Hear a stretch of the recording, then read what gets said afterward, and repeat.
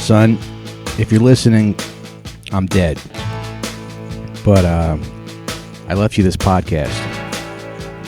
You'll be all right. Just pretend that I went out for smokes. Welcome to a very, very special episode of Out for Smokes. I just want to let everybody know we're going to have a very honest conversation about some of all that fucked up shit that's going on over there in the Middle East. We're going to talk about all the fucked up shit that's going on in the Middle East. And if you hear anything on this podcast that you would like to respond to or give us some feedback, you can email us at outforsmokespod@gmail.com. Anything you would like to say to us, if you think we got anything wrong or whatever, please, we would love to hear from you. outforsmokespod@gmail.com. Yeah, remember, honest isn't the truth. Right. Right. It's like we honestly don't really know what we're talking about a little bit, but Well, I know what I'm can't talking about. stop us from talking about it. Yeah. Well, I read like 2 articles, and we have Sean here, and Yeah. Sean has his iPad. Yeah, doesn't having Sean feel like that thing Elon Musk is trying to put in people's brains? Like, we got it early. Yeah. It's like, yeah, I got a Sean. Don't worry about it. Yeah, Everyone's yeah. all hyped on AI. It feels like having- have fun with AI. Yeah. It feels like having the Death Star. He's like the Death Star for liberals. He just blows up, rooms full of liberals. But anyway, so yeah, we do want to talk about all that fucked up shit that happened on Saturday. You know, on Saturday there was a big massacre. Hamas got into. Yeah, but before we talk, Yeah, about, go ahead. Before we talk about Israel-Palestine, I think we should spend like 20 or 30 minutes talking about the mean Twitter comment that got under your skin this week. Why would we do that? To kind of prioritize. Why?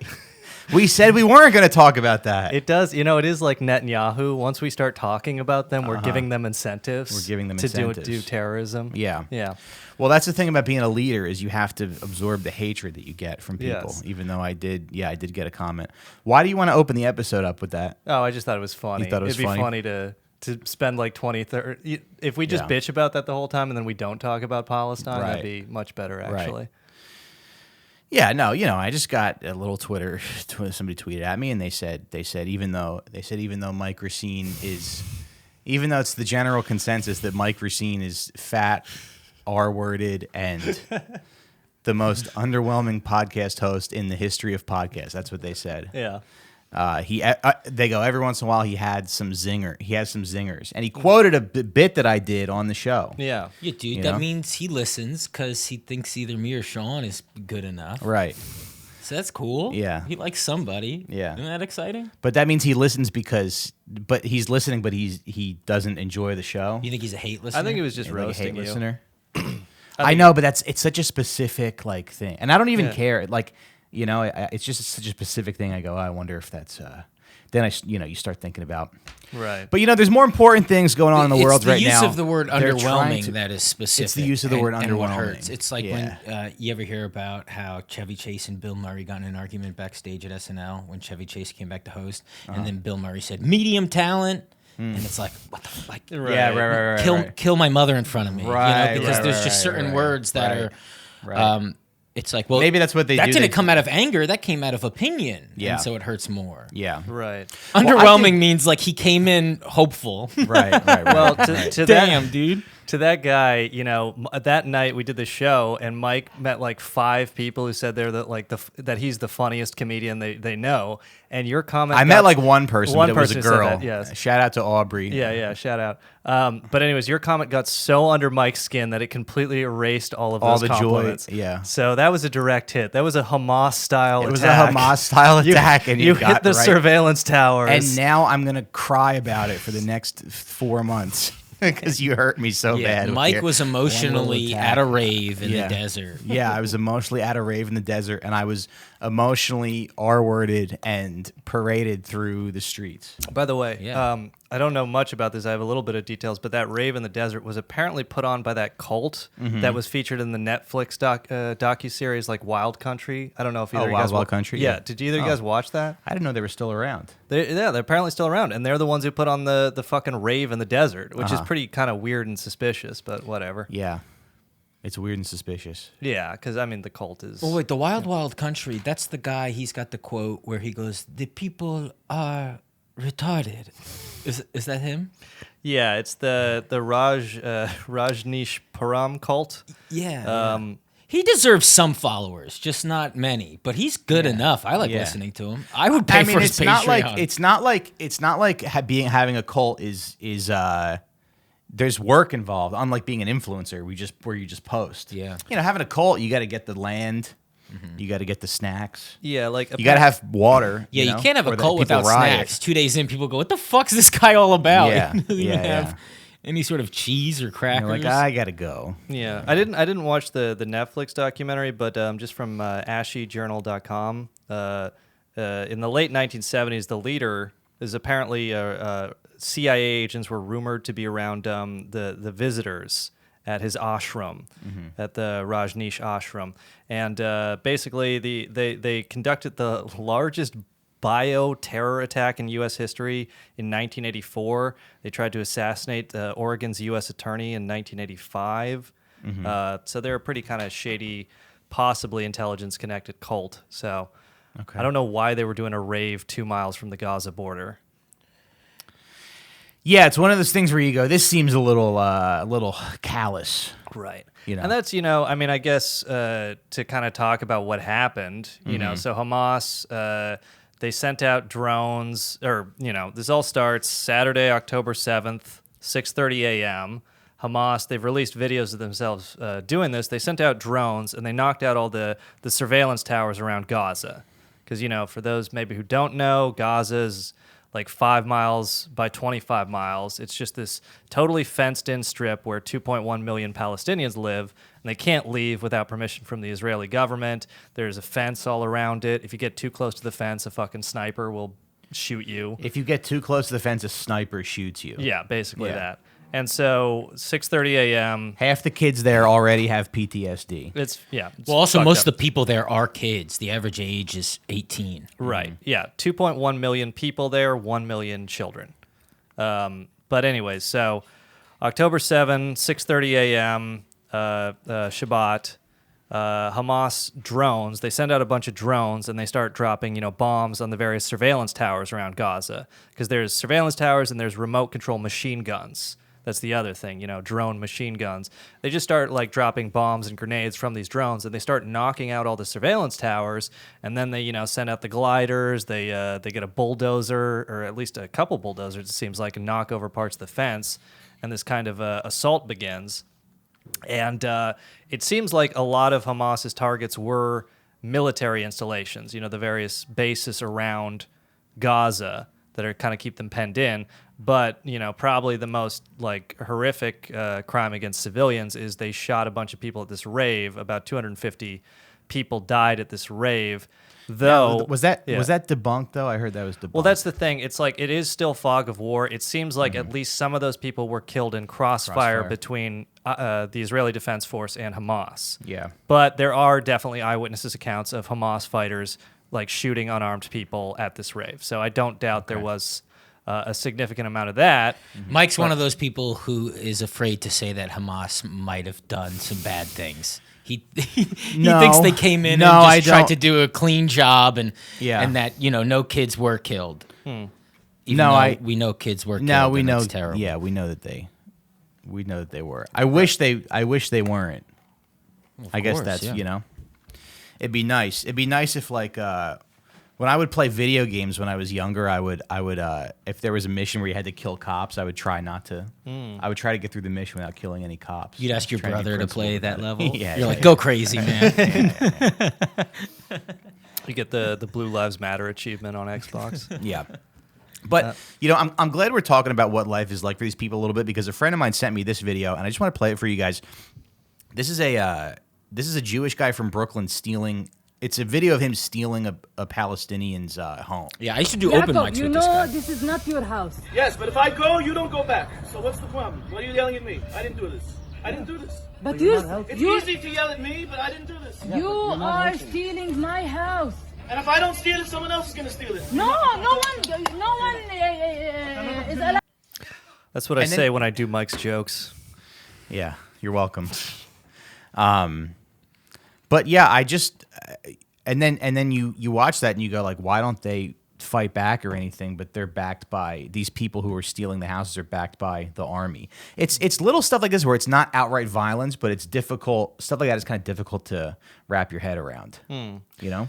Yeah, and I mean, there was a lot of talk online about why don't the Palestinians do nonviolent resistance, but of course they did. It was called the Great March of Return from March 2018 to December 2019. Every Friday, the Palestinians in Gaza would go up to the fence. We mentioned this, they're fenced in, and if you get too close to the fence, you get shot. So they had tents out there, and they would every Friday, they would go as close to the fence as they could get in nonviolent protest. Like they threw some stones and they lit some tires on fire, but it wasn't, they were all unarmed. And then the IDF was like, they're trying to kill us with burning tires. Yeah. And this is just from a United Nations report. Just in 2018, 183 of them were killed by Israeli sniper fire. 8,000 were wounded. It's in 8 months in 2018. And the United Nations report said the Israeli snipers intentionally targeted medics, intentionally shot children, knowing they were children. You can even see a pretty sick video of a couple Israeli snipers shooting an old man in the head and laughing about it. That went around Twitter. It's also in this documentary I watched, Gaza Fights for Freedom, written and directed by Abby Martin, co-writer Mike Preisner.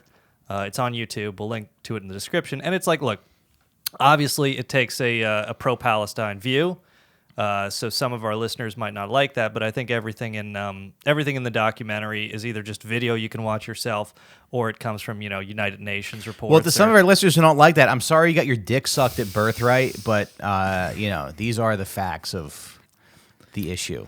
I heard Israel, they trained them, this is true, to shoot them because it was 8,000 injured, you said, this past? 8,000 wounded just in the 8 months of 2018. So that's not even counting basically the entire year of 2019. It kept going on. Yeah, and the idea of wounded, I heard they specifically target their dicks and vaginas. Literally. Really? It's just a thing that they tell them to do. Yeah, because they don't want them to have more children. They don't want any of that. It's like shoot them. It is the most porn-brained military in history. Yeah. Because that's the whole IDF fucking propaganda strategy is like, look at this hot girl that the savages want to kill. Right. they But all have to be in the army, right? If you live in Israel, you get conscripted. Yeah, you go to jail if you don't do your military service. So it's almost like you could say there weren't any civilians killed because they all have to be in the military. Go that far. No, you wouldn't go that far. Okay. Well, I mean, we can talk about the history a bit more and then maybe talk about the specifics of what happened.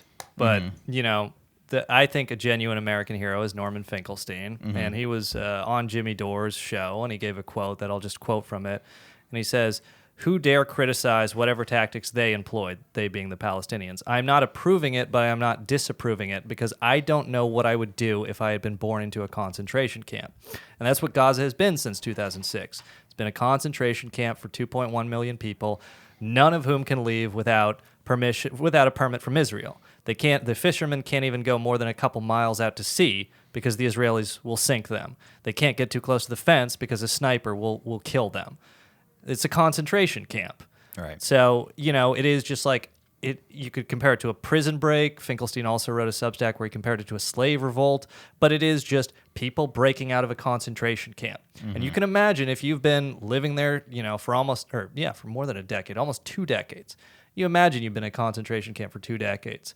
You get out, you do a prison break, you might go a little crazy, you might shoot some people. And I don't condone that at all, but you can't imagine what it would be like until you've been in that situation. And when the average age is so young, 2 decades it's like all of the adults are only 2 decades old. There's like one 40-year-old in Gaza, and they just treat him like Yoda. The village elder is like 33. Yeah. They're like, look at this whole fucking old piece of shit. Yeah. And he's just a 37-year-old who remembers the 80s. Yeah. And I mean, that's the thing. I sort of got in an argument with a friend of the show. We'll call him Ian Fidance. And, like, there's this whole thing about, like, do you denounce these tactics? Do you denounce Hamas? And it's like, yeah, of course I do. Of course, like, I was genuinely sad for everyone who was killed, over the weekend. But then it's like, okay, but then what's the next step to stop the violence? Right. And if you stop the conversation right there, then like, what's the point? Right. And we're recording this October 12, 2023. And as of right now... We're recording this before we've been attacked by a Zionist tomorrow mom. is the day of fucking jihad. Yeah. The day of global jihad. One of the Hamas leaders, right? Yeah. Laura Lomer has warned that everyone in New York and the subways will be killed tomorrow. Well, the IDF is going to shoot me because I look like a pregnant woman from a distance. He called it like a day of bloodshed, right? Yeah. Isn't that funny? He's like trying to be scary, and he's like, a day of bloodshed on Friday the 13th. And they're like, what? Oh, yeah. And he's like, yes. Who said that? One of the leaders of Hamas. Oh, okay. Yeah.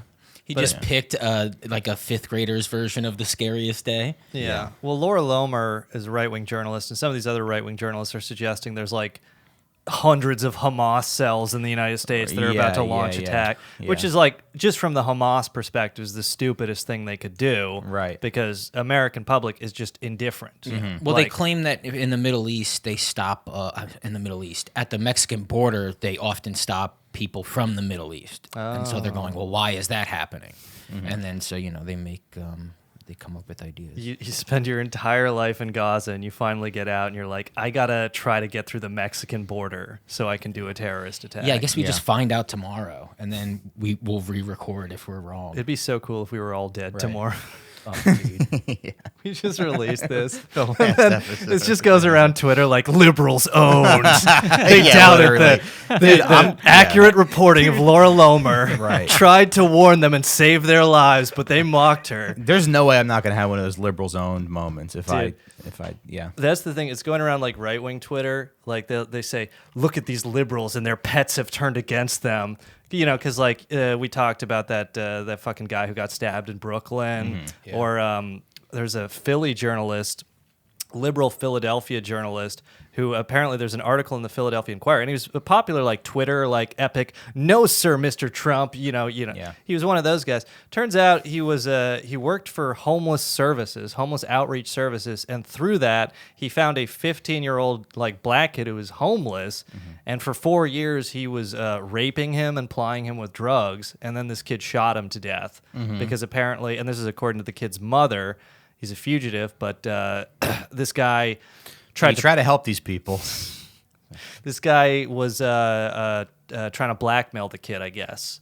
We don't know the exact circumstances of why he got shot. He was trying to blackmail the kid. Yeah, like, I don't know, he had like videos or photos of him or something. He was trying to blackmail him to doing something he didn't want, and the kid shot him. That's what the kid said to his mother. The kid's currently a fugitive, charged with his murder. But this is like... his mother talked to the Philadelphia Inquirer, and and they were able to confirm some of these details.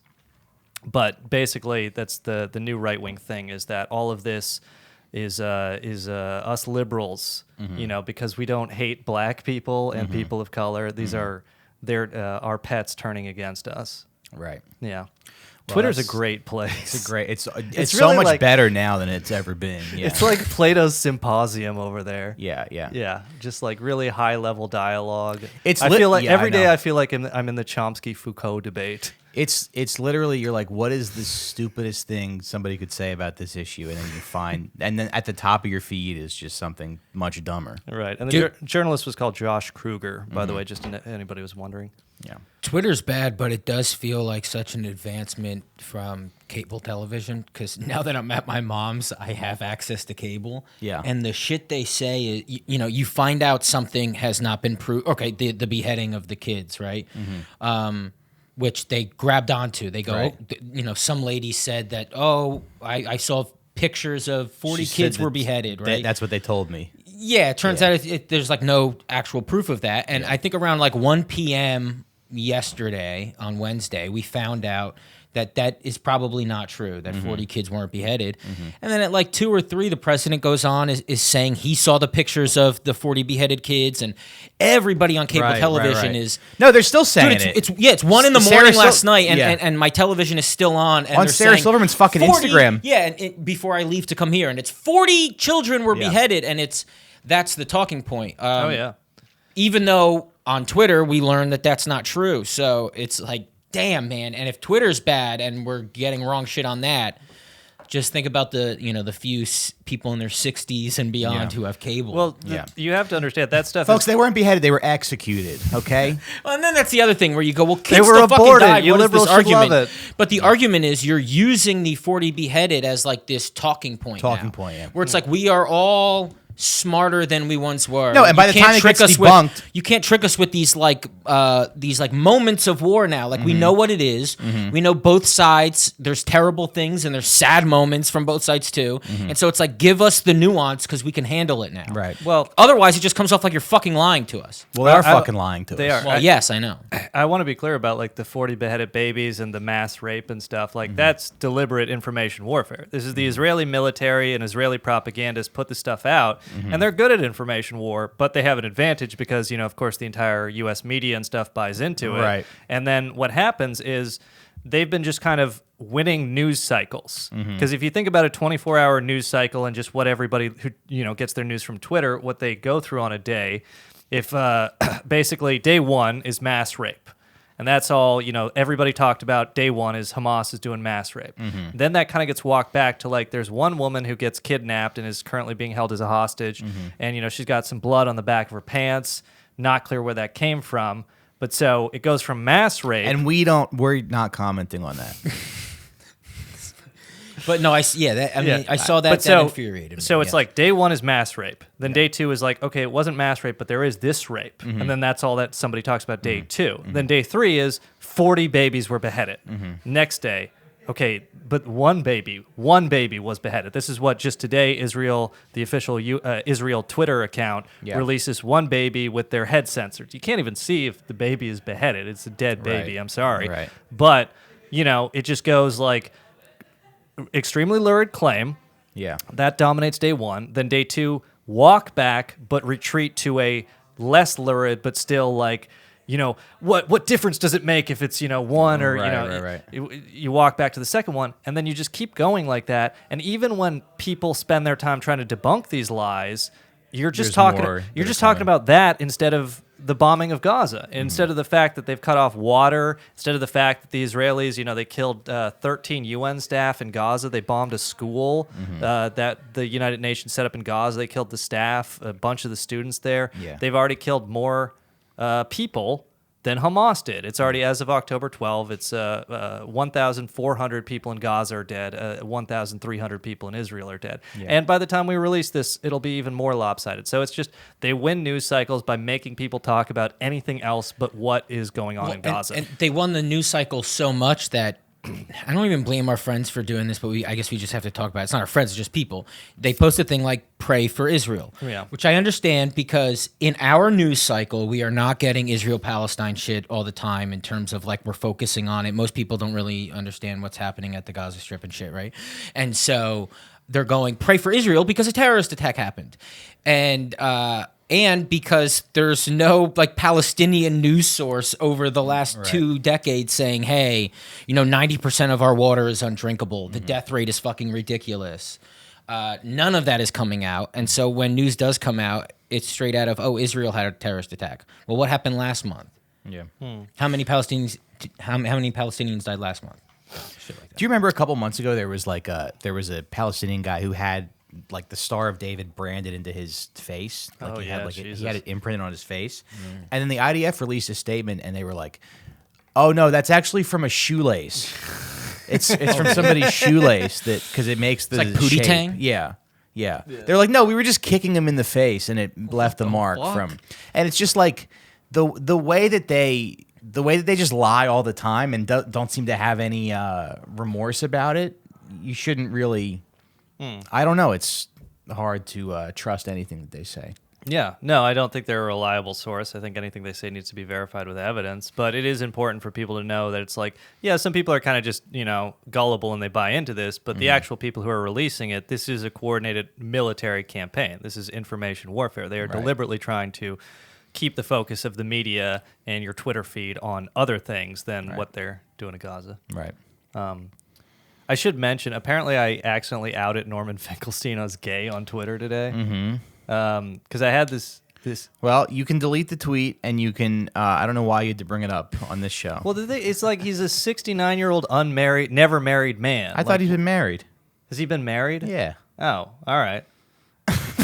No, keep going though, Sean. You're such a piece of shit. You're such a piece of shit. He's like a genuine hero of mine. Yeah. I feel actually like. Yeah. Well, because I can't even delete the tweet now. I'm pretty sure I googled. Yeah. He's married. Yeah. All right. No, he's the one that's gonna. He's gonna be the Jew that gets our podcast canceled. What'd he do? Not What's his story though? Has he he's- like gone to He spent 40 years. He's since the original Israeli invasion of Lebanon in, I believe, 1982.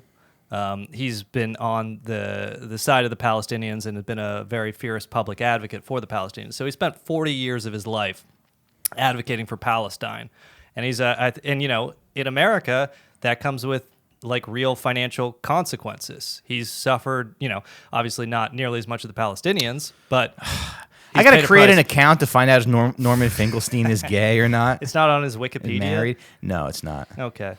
But anyways, I had a tweet that was Norman Finkelstein is a genuine American hero, and we all have a responsibility to ensure he never suffers from a lack of anonymous gay sex. Yeah. Because, you know, like if Well, what's I funny don't think about that's outing a gay man. I think there's something nice. I think it's just saying like every guy deserves anonymous gay sex. You just sound like you're pro anonymous gay sex. right, yeah. Like he deserves a cheeseburger or something, you know, and like if it's been like too long for him, like 3 days or something, I would do my part, Yeah. give him a handy. For, Right. But anyways, Yeah, back to this. I mean, where does it start?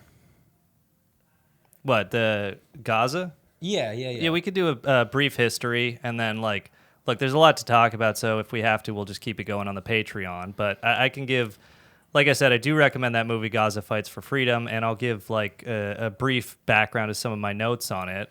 But just for like, again, people who don't know. Well, it's important to remember that Israelis are not indigenous to this land. Yeah, and you know, so after World War II and the Holocaust, of course, I mean, Jewish settlement predates that. You know, Yeah. It goes back before the Balfour Declaration in World War I was the British to kind of there were Jewish settlers in Palestine. It was like 2 decades of let's do this, and then World War II broke out. But Right. they were kind of planning Israel since the early 20th century. Right. There's a lot of Zionist writers from that time, and so the British, you know, at the time of World War I and into World War II, they had Palestine as one of their colonies or their territories or whatever. So in World War I, the British released what is called the Balfour Declaration, which states that there will be a Jewish homeland in Palestine, or there will be in Israel, like eventually. They don't give a timeline, but they did this because, you know, there were, even at that time, you know, Jewish militants within Palestine, you know, making like some terrorist attacks or just like being a nuisance. So the British said, okay, we'll do this to kind of keep them on side and keep them calm during World War I. Yeah, to be fair to Jewish people, so like the idea of this area and Jerusalem and stuff is Abraham was there like Right. 4,000 years ago or however long it was, and that they did live there. Do you think it's important to go into, I don't know. No, I think the Jewish Bible? people listening care about this stuff. Yeah, because it goes beyond the Bible. You think about when the Bible was written, but then you think about when in the 1800s there were Jews living in Palestine and they were fleeing. This isn't just like, 1,000 years ago. It's like Jews have lived there for thousands of years and continued living there. And their history is constantly fleeing and then going back, fleeing, going back. And then in the 20th century, it was like, hey, let's make a place for you because you're constantly fleeing. Right. To say they're not indigenous to there, of course they are. Everyone is fucking indigenous to there. Like, yes, they are indigenous to there. Well, I thought they were immigrating in like the 20s. No, they immigrated immigrating in the back, 20s. but it's because they constantly had to flee the Middle East. Yeah. Is that true? Well, there's a lot more. Sean, tell him he's wrong. Is that true? There's a lot more settlement in the 20th century, and like, yeah, of course, you can't get around it. It heavily ramps up with Nazi Germany when all those Jews were trying to get out of Germany with very good reason. A lot of them go to Palestine, and they set up kibbutzes, communal farms. And the Jewish population grows, and then also after the war, because after the war, the survivors, people who are like, like the Jews of Poland, for example, or Hungary would be another example. But what they learned was something very traumatic, where it was in Hungary, a lot of Jews went through the experience of essentially their neighbors who, like, they'd known their entire lives. And then one night, the Nazis came in, and then suddenly all of their neighbors hated them and, cooperated in getting them turned over to be deported to Auschwitz and murdered. And so, I mean, you can imagine, like, you live somewhere, you know your neighbors, maybe you know their kids, you're like good friends, you even go to the bar with them or whatever. You're on a first-name basis with these people. Happened in Ukraine, too, where, like, a lot of the pogroms, the mass killings when the Nazis came in, the people killing the Jews knew them by their first names. Mm-hmm. And so you can imagine you live a place and then you suddenly find out, oh, yeah, these people I've known 20 or 30 years, they want me dead. Yeah. And it's like... They make you a little loopy. If you even survive that, it's like, why would you a little loopy? We did an episode on anti-Semitism with Ronan Hirschberg. If you guys haven't heard it, if you want to go back and if you want to hear out, some pro-Israel content, pro-Israel content, he does a little bit at the end there. Yeah. Sean and I are very malleable, so whatever. We go along to get along. Yeah. Don't like to argue. Yeah. But anyway, the point is... No, but it's important to learn about that stuff. Absolutely. No, I agree. I mean, like, look, I'm sympathetic to a lot of Israel supporters. As, I think what's going on in Gaza cannot be justified, and I think a lot of people are just kind of closing their eyes to it. But I don't think most people are evil. There are evil people. I don't doubt that. But I think most people are just kind of set in their priors, and they kind of refuse to look at what's right in front of them. Mm-hmm. But the point is, like, a lot of Jews left Europe after the Holocaust with very good reason, and so they end up in Gaza, and eventually the United Nations recognizes two states. In 1948, there's what the Palestinians call the Nakba, which is where 750,000 Palestinians were made into refugees. They were all chased out of their villages. Over 500 Arab villages were cleared. They were chased out by, terrorists, like Jewish terrorists. There was a village where there was like a massacre there because they wanted to make in 1948 because they wanted to make an example. Exactly. There were lots of massacres. There were also lots of rapes, by the way. Mm-hmm. We want to talk about that. Which you can't talk. You can't even bring it up. It's illegal to bring up in Israel whatever you just said. The Nakba. N-word. Yeah, you can't talk about it. Mm. Yeah, like in Germany, how you can't talk about Hitler or whatever. Really? Or, you can't talk about it in Israel? You can't like have a swastika, right? Right. Yeah. Don't they put you in jail if you like wear a swastika in Germany? Yeah. Yeah, and then over here, if you wear a swastika, you just get put on World Star. Yeah, they go, do you have a song coming out? But, okay, so 1948 is the Nakba. 750,000 Palestinian refugees are driven into Gaza, which we've mentioned, that's on the coast, but also the West Bank. Mm-hmm. So those are the kind of two Palestinian territories.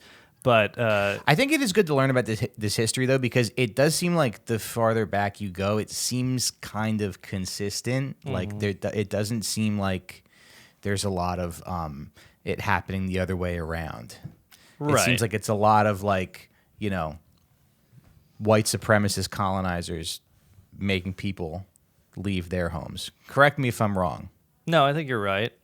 And, one of the ironies that's brought up in the documentary Gaza Fights for Freedom is that some of these Palestinians actually hid Jewish people from British reprisals, like right after World War II, when the Jewish terrorists were trying to get the British out. Mm-hmm. And there were examples of, Palestinian villages like sheltering Jewish terrorists, and then like a year later, they come back, or a different group comes back and just either kills them or chases them out. Mm-hmm. And so, I think the Nakba is a pretty clear-cut case where there were just lots of murders, lots of atrocities, with the entire purpose being make all these people leave. Yeah. You just make an example of these people, and then they will get out. Yeah. And the prime minister at the time, Ben Gurion, even, it's now been revealed that he made private quotes to that effect. This was deliberate policy to chase them out of their lands. Mm-hmm. And, so you chase 750,000 refugees out, and now 70% of the people who live in Gaza are either the remaining survivors of those refugees or their descendants. Mm-hmm. And so it's a pretty clear-cut history, but... the United Nations does recognize Israel and Palestine as two separate states. But the problem is Israel has been expanding its borders. And, Israel supporters would say, well, they came under attack from, the Palestinians and the neighboring Arab nations, like in 1967. Yeah, the Six-Day War was in 67, where Israel launched a surprise attack on its neighbors. And they took a bunch of territory, including for a time Gaza. Israel attacked first in the Six-Day War? In the Six-Day War, Israel launched a surprise attack, and it was a great victory for Israel. They took a bunch of territory. They took a whole bunch of Egypt, the Sinai desert area. I thought they were attacked by all... That's the Yom Kippur War. Oh, okay. That's in 1973. So Israel attacks first in 1967. They win a victory, but then in 1973, their neighboring countries, including Egypt and I believe Syria and such, they attack in the Yom Kippur War, which it looks like Israel is going to lose. But eventually, then Prime Minister Golda Meir actually threatened to use nuclear weapons because Richard Nixon was president at the time, and he was kind of a slow walking, reinforcing Israel. He wasn't like a big Israel guy, as you can tell if you listen to his private tapes and some of the remarks he's made about that particular religion. But Golda Meir threatened to use nuclear weapons, and so Nixon was like, all right, yeah, sure, fine, we'll support you. So Israel does, after being surprise attacked in the Yom Kippur War, they do prevail in 1973. And that was until, this last Saturday, that was the last major attack on Israel, the 1973 war. But the point of all that is, after the Six-Day War in 1967, Israel did expand its borders quite a bit, to the point where Hamas, in their official charter, they say they are willing to do a two-state solution, which is what the entire international community has kind of, for decades now been trying to get done. But Hamas wants to do it on the pre-1967 borders, the borders before Israel launched this war. And for a lot of people in Israel, that's kind of a non-starter. They say, no, we need these new borders because we're safer with our new borders. Right. So that's kind of the gridlock that's been going since. And do they feel kind of slighted because it's like the British divided up the territories? And from what I understand, like, the British divided the territories and they gave Israel more fertile land. Yeah, what I've heard is basically Israel has been in control of every sort of negotiation in terms of like other countries saying, hey, come on, guys, let's make a deal. It's other countries sitting with Israel to try to come up with something that would appease Palestine. Yeah. And you're right. They present Palestine the situation of like, hey, how do you like this land situation? Yeah. Where it's like they don't have land that they can farm off of or water where they can ship. It's like none of it benefits them. It's all shit, unusable land. Yeah. And, again, I hope I'm not retreading ground for our listeners, but there was this kind of, quote unquote, Palestinian terrorism. This has been going back a long time, at least to the 60s, 70s. But there was the PLO, the Palestinian Liberation Organization, the Popular Front for the Liberation of Palestine, PFLP. These were organizations that were more kind of secular and Arab nationalist, with the idea being, a pan-Arab, a pan-Palestinian state, not like Islamic fundamentalists. They might have been Muslims, but they weren't fundamentalists. They weren't, ISIS types or Al-Qaeda or whatever. But there was a deliberate strategy by Israel to support Hamas or these more radical religious terrorists.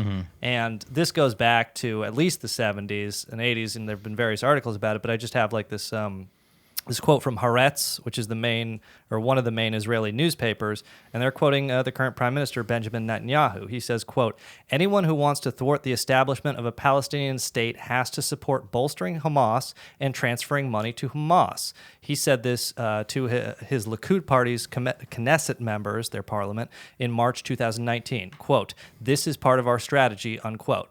And that's Haaretz. And this is 2019. The current Prime Minister said this directly to the members of his parliament, that their strategy, which is right now, we mentioned Gaza, but also the West Bank, they've been setting up lots of settlements in the West Bank. They want to take the West Bank too. Like, they want the entire territory. So they're focused most recently on taking the West Bank, but this is what in 2019 Netanyahu actually said is like our strategy for taking that territory and ensuring there is no two-state solution is to support Hamas, because as long as, and Hamas is a prescribed terrorist organization, as long as it's a terrorist organization as opposed to Fatah, the other, they're the ones who control the West Bank. Hamas controls Gaza. If it's a terrorist organization, you don't have to negotiate with them. Right. You can just say, we don't negotiate with terrorists. Well, and they have a majority of the parliament in Palestine, right? In Gaza, there was elections in 2006, which Hamas won fair and square. And to my knowledge, there haven't been elections since, but I think most people there have lived under siege for so long that they support Hamas, not because they're radical Muslims, but just because Hamas fights Israel. And you can imagine, like, if you're in prison, you support the guys who fight. You might support the most militant. Sure. Exactly. I mean, I would also assume Hamas is out That's why there. I voted for Trump. Because when Recruiting I go to hard Home as Depot, fuck, Yeah. yeah. Dude, it's great. Trump's came out, it came out in Rolling Stone today that Trump is debating calling for Benjamin Netanyahu to publicly resign. And the only reason he's doing this is because Netanyahu, after Trump lost to Biden, Trump kept pressuring Netanyahu in phone calls to call the election rigged and say Trump actually won. And Netanyahu kept deferring and refusing to do that. So Trump has a lifelong vendetta against Benjamin Netanyahu. Awesome. And that's my favorite thing about Trump is when, just through sheer personal vendetta, he arrives at a better position than every Democrat. Right. Like, he's the progressive option and standing with Palestine more than Joe Biden is. Yeah. Just because somebody slighted him. It's like a middle school girl and you don't go to her birthday party. So,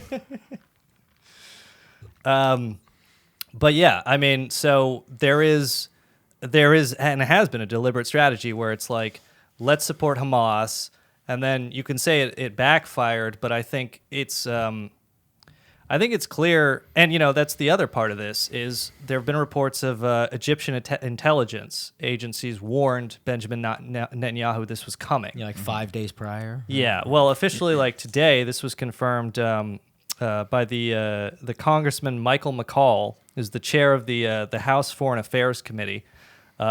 He said that, or he confirmed that 3 days before, a high-level minister in Egypt gave a direct warning to Benjamin Netanyahu, and this warning was based on Egyptian intelligence. They'd come up with this. They gave at least the Scorpion King. It was the Rock Scorpion King. Yeah, at least 3 days before they gave a direct warning, and then this minister was quoted in a newspaper as saying something to the effect of Netanyahu ignored this warning, like he downplayed it. He didn't really care about it, and I think it's very possible. In fact, I think it's the most likely scenario that he let it happen. I mean, I don't think he knew it was going to be this bad, but I think the idea was, if we allow like some sort of terrorist attack, then we have justification to go in with troops and finish this for good, which is, I think, what they want to do. I mean, finish what for good? They want to annex Gaza. They want to get rid of every Palestinian there and say, if you stay here as a second-class citizen under our occupation, or we're just going to send you somewhere else. Like, ideally, I think they want to kick them all out to Egypt or just kill as many of them as you can. Yeah, it's been a slow, basically like starvation of them anyway. Right, and so now it's like, all right, we can speed this process up with the approval of the world. Do you think that's what happens when you're a colonizer? You have to constantly like lie to yourself because inherently it's not your land. I think there's various justifications, like racial chauvinist ones are pretty common. I mean, this is what Teddy Roosevelt said about America. This great continent could not have been left as a game preserve for squalid savages. Yeah, because did you see that Abby Martin documentary where she goes? And I know that if you ask Palestinians, they'll also say we need to kill all the Israelis. But there's that Abby Martin documentary. She interviews some people in Tel Aviv. And she's like, well, what do you think should be done about the Arabs? And they go, I hate to say it, but we should carpet bomb them. And it's like it does seem like the way that they view these people is like it's just like it's cockroaches in your apartment or something. Like it's an inconvenient, And while I agree with you, because everything shows that is the case, but sometimes when you see news reports, don't you think like, man, how bad do Americans look when they're interviewed? You know, a country going like, oh, look at this town in America of people who thinks there's a leprechaun in the tree. Like, do they mock us in that way? Are they getting the most ignorant people? They're still trying to produce something that you want to watch, that people want to watch. Yeah. So they're going to get the guy who goes, you know, burn them to the ground because that's appealing. But it does seem like there's a general attitude where people don't really, like, obviously, you know, Hamas and Palestinians, I'm sure they have a lot of hatred for, you know, the people who occupy them, but it does seem like there's a... Mike is so intent on focused on Israel hate, he's not even sure if Hamas hates Israel. He's like, I'm sure they have some issues with them, but Israel... Of course they hate Israel, but it's different. It's, to quote Michael Brooks, it's asymmetrical. Yeah, I agree. But... maybe Ian Fidance hates Palestinians because he'd be doing 10 years in prison if he lived in Gaza. If he lived in Gaza for his lifestyle. Yeah, he wouldn't even. Yeah, defend that, Mike. Defend what? Yeah, I mean, it should be noted. Yeah, gay people in Gaza. No, but there's not any value of Palestinian lives. Right. Oh, okay. Yeah. People just don't seem to think that.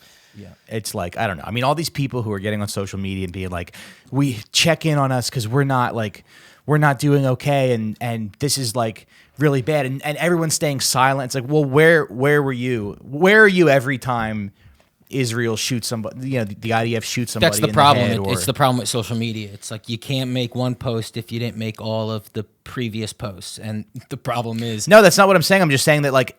There's so much violence directed against Palestine. Yeah. And they haven't been posting anything this whole time, just like you. And now they're posting something about Israel. It's hypocritical. No, I mean every once in a while I'll post something about Palestine. No, but Scott, I'm just saying like I think you're kind of like. No, they're wrong for what they're doing. I think they don't. There just seems to be there's a lot of like. I think they're dumb people who got caught up in an internet thing, and then they went, "Why is everybody mad at me? I said a terrorist attack is bad," and it's like, yeah, well, it turns out that there's been a bunch of awful attacks on Palestine this year alone. I'm seeing a lot of dehumanization and like a lot of sort of just.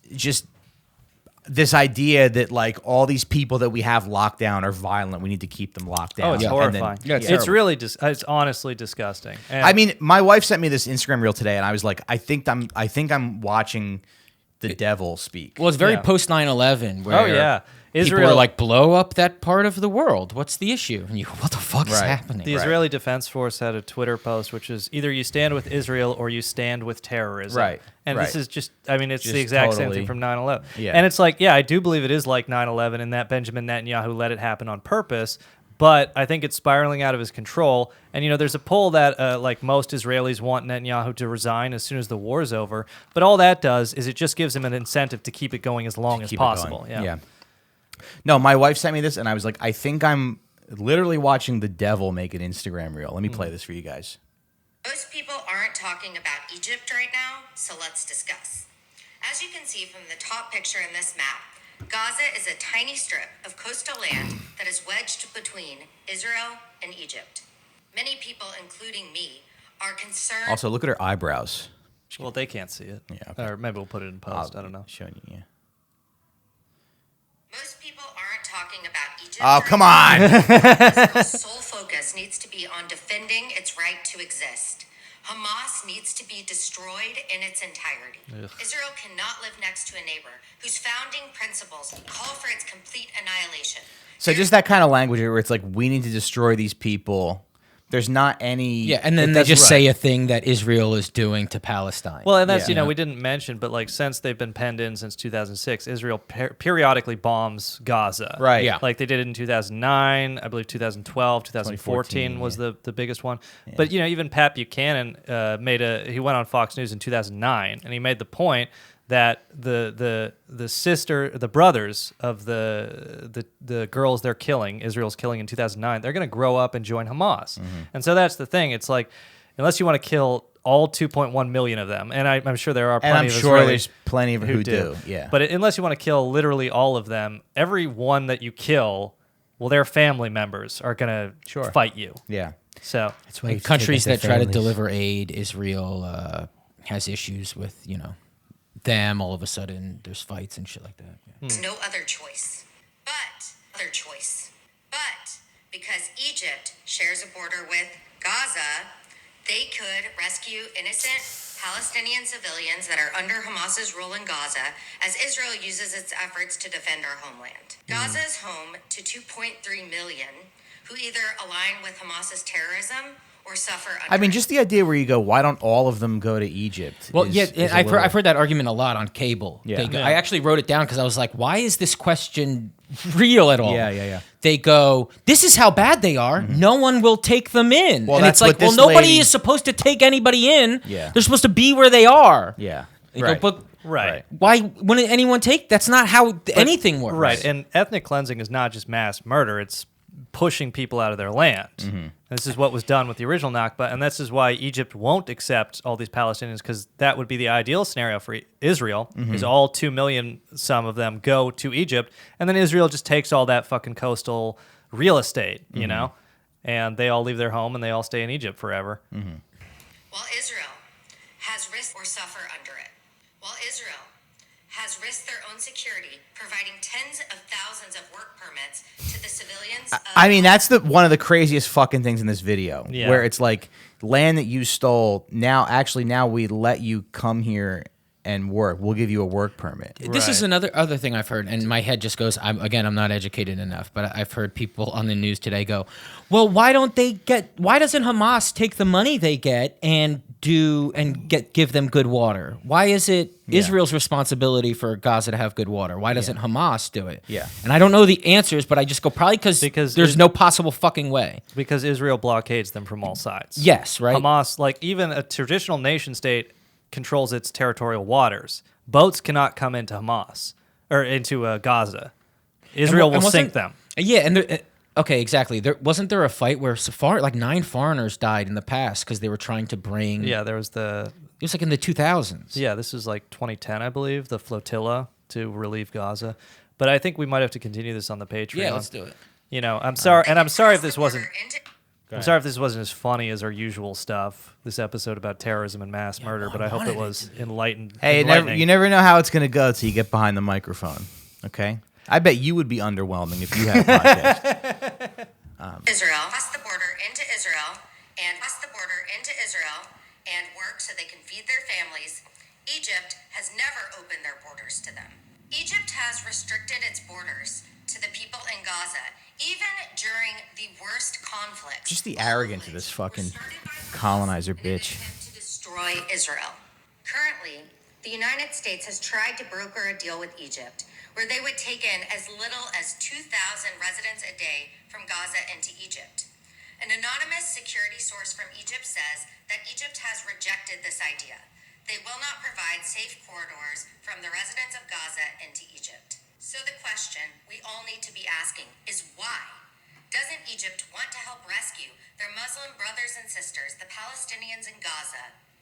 And with that, you can imply that, they're violent. This woman makes like anti-pitbull videos and stuff. She stinks. She's a fucking whack. She stinks. Yeah. Yeah. So, Well, just according to the UN, 338,000 people in Gaza are already displaced, had to leave their homes because of the bombing. From Wesley Morgan on Twitter, 6,000 bombs have been dropped in Gaza in 6 days. For comparison, during the air campaign against ISIS in 2014-19, U.S.-led coalition dropped 2,000 to 5,000 munitions per month. So already in 6 days, they've dropped more bombs onto, again, this territory that's one of the most densely populated places on Earth, more densely populated than Tokyo, 5 by 25 miles. They've dropped more bombs in 6 days than U.S. Dropped on ISIS in a month. Yeah. So, and what you're seeing from the brilliant minds who play Call of Duty is they're showing images of Gaza blown to shit, and they're going, that leaves room for snipers. You actually have to flatten it more. Mm-hmm. Right. And people go, that's true. It's like Stalingrad. Yeah. So. Yeah. But Netanyahu on a phone call with Biden, he said he's going to go in. Biden didn't disagree. It's 300,000 Israeli troops preparing for a ground invasion. Awesome. Might have already started by the time this comes out. Yep. But Hezbollah might be involved. Then we got Lebanon. Iran somewhere. Yeah. We'll talk about all that on the Patreon. We got a few more things to see on the Patreon, and we got more women that we want to attack because on here on the Out for Smokes podcast, we hate women except our women listeners. So we'll see you over on Patreon. Thanks very much. Patreon.com/Out for Smokes. Bye bye.